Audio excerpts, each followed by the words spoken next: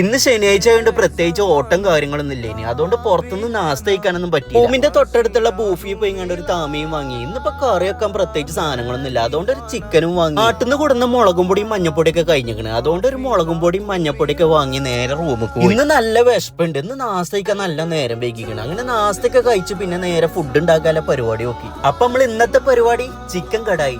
Chicken കേടാന്നാ മതി. Chicken വാങ്ങുമ്പോ മനസ്സിൽ ഇങ്ങനെ തോന്നും ഇന്ന് വല്ല നെയ്ച്ചോറോ ബിരിയാണിയൊക്കെ വെക്കാൻ. എങ്ങനെ പോയ ലാസ്റ്റ് കറിമൊക്കെ എത്തും. കറി റെഡിയൊക്കെ അടുപ്പത്ത് വെച്ചുകൊണ്ട് വന്ന് നാട്ടിക്കൊക്കെ ഒന്ന് വിളിച്ചു. അതിന്റെ ഇടയിൽ കറി നോക്കാൻ ശ്രദ്ധ വിട്ടേ. വലിയ കുഴപ്പമൊന്നുമില്ല, ചെറുതായിട്ടൊന്ന് അടി പിടിച്ചിട്ട് അങ്ങനെ ഫുഡൊക്കെ റെഡിയാക്കി അലക്കാലതൊക്കെ അലക്കി കുളിച്ചു മാറ്റി ഒന്ന് ഫുഡൊക്കെ കഴിച്ച് ചെറിയൊരു മയക്കം. വൈകുന്നേരം ആയ കുറച്ച് ചെടിയൊക്കെ നനക്കാണ്ട് അങ്ങനെ അതൊക്കെ നനച്ച് നമ്മളെ റൂമിന്റെ തൊട്ടടുത്തുണ്ട് കാസർഗോഡുള്ള ഒരു കാക്ക.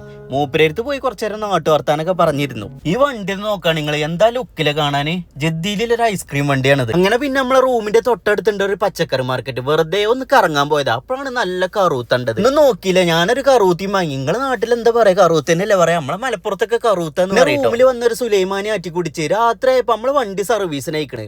ഓയിലും ഫിൽറ്ററൊക്കെ ഒന്ന് മാറ്റാൻ അയക്കണേ. അങ്ങനെ അതൊക്കെ ഒന്ന് മാറ്റി. എന്തായാലും ഓയിൽ ചേഞ്ചിങ് ഒക്കെ കഴിഞ്ഞല്ലേ, അപ്പൊ ഒന്ന് കുളിപ്പിച്ച് കുട്ടപ്പനാക്കി നമ്മളെ. അതിന്റെ ഇടയിൽ മേഡം വിളിച്ചുകൊണ്ട് മെഡിക്കൽ ഷോപ്പിൽ ഒന്ന് പോകാൻ പറഞ്ഞു. അങ്ങനെ ഇപ്പൊ ഇന്നത്തെ പരിപാടിയോട് അവസാനിപ്പിക്കുകയാണ്. അപ്പൊ വീഡിയോ ഇഷ്ടപ്പെട്ട ലൈക്ക് ചെയ്യാനും ഫോളോ ചെയ്യാനും മറക്കല്ലേ ട്ടോ.